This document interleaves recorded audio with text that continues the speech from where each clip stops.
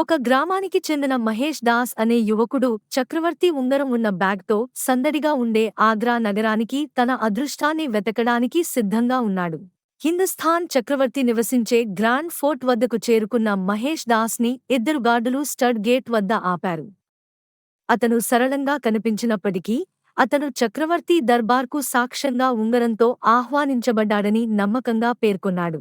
మొదట సందేహించిన గార్డు మహేష్ దాస్ని సవాలు చేస్తాడు.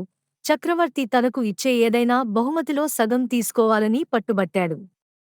సంకోచం లేకుండా మహేష్ దాస్ తన ప్రశాంతమైన సంకల్పంతో చూపరులను ఆశ్చర్యపరుస్తూ అంగీకరిస్తాడు. పబ్లిక్ ఆడియన్స్ హాల్లోకి ప్రవేశించిన మహేష్ దాస్ చక్రవర్తి దృష్టిని ఆకర్షించాడు. అక్బర్ చక్రవర్తి కోరికను తీర్చినప్పుడు మహేష్ దాస్ విప్ యొక్క 50 కొరణ దెబ్బలు కోరడం ద్వారా కోర్టుకు షాక్ ఇచ్చాడు.